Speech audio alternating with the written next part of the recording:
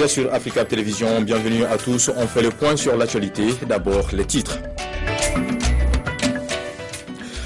Bruxelles, où le chef de l'État français et l'Union européenne tenteront de réunir 2 milliards d'euros pour le Mali. La conférence internationale s'est ouverte. 80 pays et bailleurs de fonds y participent. Nous serons tout à l'heure en ligne avec notre envoyé spécial Oussouf Diagola sur place. Des rivalités syndicales provoquent une grève sauvage à la mine de Marikana en Afrique du Sud. La tension monte à nouveau suite à l'assassinat d'un syndicaliste et à l'annonce de licenciement. Voilà, bienvenue à tous. François Hollande co-préside à Bruxelles depuis ce matin la conférence internationale des donateurs sur le Mali. Objectif 2 milliards d'euros pour relever le pays frappé par la guerre. Assurer la prospérité et la stabilité du Mali, c'est l'ambition de la conférence des bailleurs de fonds internationaux. Leur mission est claire. 3 grandes priorités ont été fixées par Bruxelles en amont. Sécurité, processus politique et processus développement économique et social. La lutte contre le terrorisme, c'est la priorité numéro 1 des Occidentaux. La situation dans le pays n'est pas encore stabilisée, loin de là. La traque des djihadistes dans le massif des Iforas n'est pas terminée. Autre inquiétude, la situation dans la province de Kidal, une région toujours tenue par les rebelles Touaregs du MNLA.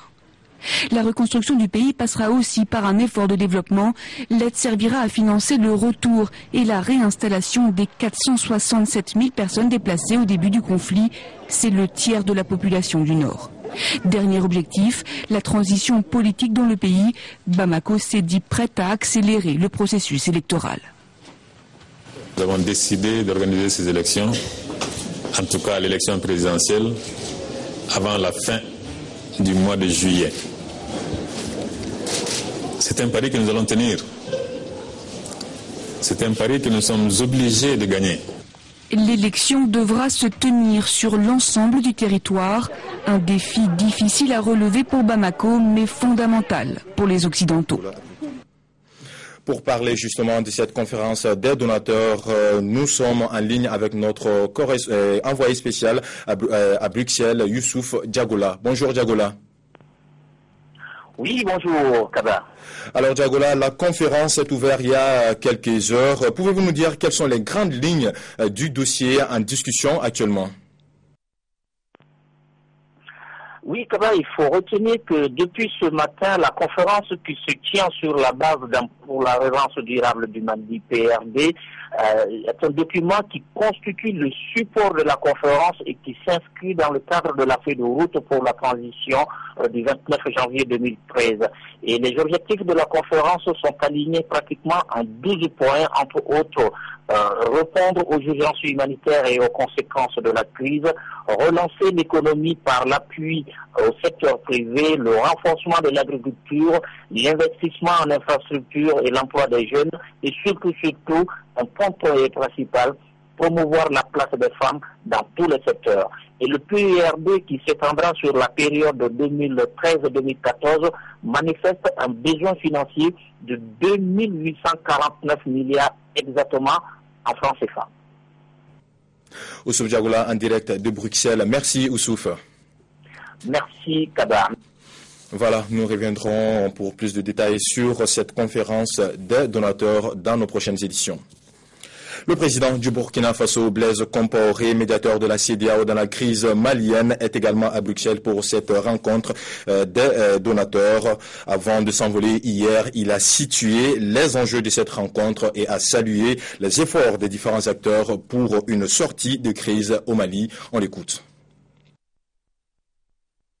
Pour le Burkina, il s'agira d'aller, bien sûr, saluer les efforts qui ont été déployés aujourd'hui depuis cette crise par le Mali, le gouvernement, le peuple malien, avec beaucoup de détermination pour refuser le diktat de ceux qui sont venus par les armes pour déstabiliser la République, mais aussi la vigueur de l'action de la communauté internationale. Les choses ont évolué dans le bon sens.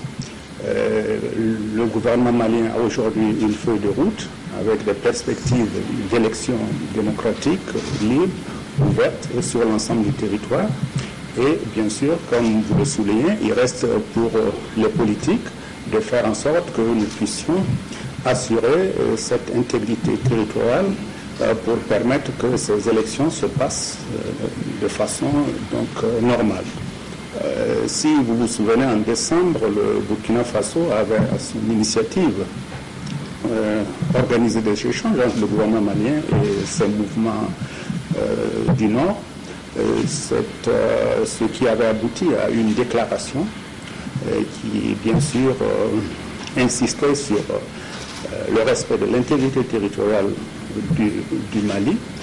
Donc, sur la base de ces acquis de décembre passé, nous envisageons effectivement de poursuivre le dialogue avec ces mouvements non armés du Nord Mali pour bien sûr consolider donc, ces acquis de décembre, mais surtout ouvrir la voie à des perspectives plus heureuses pour les élections. Réunion en début de semaine au Conseil de sécurité de l'ONU sur la lutte contre le terrorisme en Afrique. L'occasion pour le ministre marocain des Affaires étrangères de réaffirmer la détermination du Royaume à favoriser le succès de la stratégie intégrée des Nations Unies pour le Sahel, une stratégie qui sera dévoilée en juin prochain. L'état d'urgence décrété dans 3 États du Nigeria frappés par les attaques de Boko Haram. Lundi, le chef du groupe islamiste a revendiqué 2 récentes offensives qui ont fait plus de 200 morts. Boko Haram entend, vous le savez bien, instaurer un État islamique dans le nord du pays. Le chef de l'État nigérian, Goodluck Jonathan, promet des mesures extraordinaires. Aux grands mots, les grands remèdes. Goodluck Jonathan s'est exprimé à la télévision pour annoncer ces mesures qui se veulent radicales face aux violences répétées des extrémistes dans le nord du pays. Je déclare l'état d'urgence dans les États de Borno, Yobe et Adamawa. En conséquence, le chef d'état-major a été chargé de déployer immédiatement des troupes supplémentaires pour des opérations de sécurité plus efficaces. Ces 3 États se trouvent en plein fief de Boko Haram. La secte apparue il y a une dizaine d'années veut instaurer un État islamique dans le nord du Nigeria, majoritairement musulman.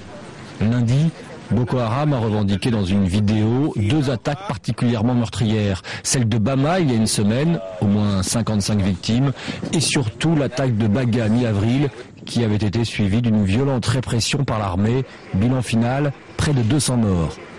Goodluck Jonathan, au pouvoir depuis 3 ans, avait déjà déclaré l'état d'urgence en janvier 2012, mais le décret présidentiel s'appliquait alors seulement à certaines zones, pas à des États entiers. Cette fois, il semble qu'il ait agi sous la pression des États-Unis, inquiets par ces violences à répétition dans un pays anglophone, qui plus est, le plus peuplé de toute l'Afrique. À nouveau dans l'actualité, Marikana, théâtre d'un conflit meurtrier l'an dernier en Afrique du Sud. Quelques jours après l'assassinat d'un syndicaliste, après l'annonce de licenciement, les mineurs ont mené une grève sauvage pour cause des rivalités syndicales. Réunis dans le stade de Marikana, des milliers de mineurs posent en chœur une seule question. Qui a tué Steve ? Samedi soir, ce responsable du syndicat AMCU a été abattu dans une taverne des environs. Pour beaucoup, l'assassinat est signé du syndicat adverse, le NUM. 2 hommes proches du NUM ont été tués quelques heures plus tard. Les 2 organisations se livrent désormais une véritable guerre. Ces derniers mois, AMCU a supplanté le NUM, le syndicat national des mineurs, jugé trop conciliant avec la direction. Plus radical, c'est AMCU qui, en août dernier, avait lancé la grève qui allait bientôt faire tache d'huile dans toutes les mines du pays. Aujourd'hui, sur le site de Marikana, AMCU représenterait 70% des mineurs. Pour ces ouvriers, plus question de retourner sous terre dans la mine, tant que l'entreprise continue à ne vouloir discuter qu'avec l'ancien syndicat devenu minoritaire. Vous nous avez donné un mandat, maintenant il faut continuer. Nous allons rencontrer le patronat et lui dire ce que vous voulez. Pour ne rien arranger, des licenciements sont annoncés dans le secteur minier, 6 000 emplois supprimés. Là aussi, Amcou dit avoir été écarté des discussions autour du plan social. De jour en jour, la tension monte. À Marikana, la grève sera reconduite demain. Partout dans le pays, on craint la surenchère et un nouveau massacre. L'année dernière, 34 grévistes avaient été abattus par la police. Au total, le conflit avait fait 50 morts. L'Organisation mondiale de la santé revoit à la hausse le nombre de personnes décédées après avoir été infectées par le coronavirus. En effet, 2 nouveaux cas mortels ont été identifiés en Arabie Saoudite, le pays le plus affecté par cette pathologie qui touche le système respiratoire. La crainte d'une épidémie grandit. La surveillance internationale du nouveau coronavirus se concentre aujourd'hui dans 2 pays, l'Arabie Saoudite et la France. 4 nouveaux cas ont été détectés aujourd'hui dans le Royaume saoudien où 2 décès ont été annoncés. L'Organisation mondiale de la santé recherche toujours le mode de transmission. Il est urgent de comprendre la manière dont les personnes entrent en contact avec ce virus. Nous n'avons pas besoin de connaître l'origine du virus, mais nous devons comprendre le type d'interaction avec le virus qui provoque l'infection d'un être humain. À l'échelle mondiale, le virus gagne du terrain. Au total, 38 cas confirmés ont été enregistrés par l'OMS. Le nombre de cas mortels a lui aussi été révisé à la hausse. 20 personnes ont succombé au coronavirus dans le monde depuis 2012. Les autorités sanitaires françaises sont aussi sur le pied de guerre. 2 personnes ont été contaminées par cet agent infectieux proche du SRAS. Il a séquencé beaucoup de virus au sein de chauves-souris. Et quand on est retourné devant ces séquences qui sont aujourd'hui disponibles, on s'est rendu compte que le nouveau coronavirus est très proche d'un coronavirus de chauve-souris. Maintenant, ça ne nous dit pas quel est l'animal qui a permis le passage à l'homme. Il est très peu vraisemblable que le virus soit passé directement de la chauve-souris à l'homme. En tout cas, on n'a pas d'éléments pour le dire aujourd'hui.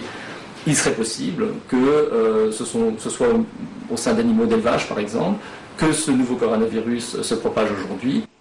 Le coronavirus est donc déjà connu et répandu dans le monde animal où il cause des infections respiratoires et intestinales, c'est-à-dire des gastro-entérites. Chez l'homme, il a déclenché une alerte sanitaire à l'échelle mondiale il y a 10 ans, a causé la mort de plus de 800 personnes. Voilà qui ferme cette édition. Merci de l'avoir suivi. L'info continue sur le www.africatelevision.com. À très bientôt.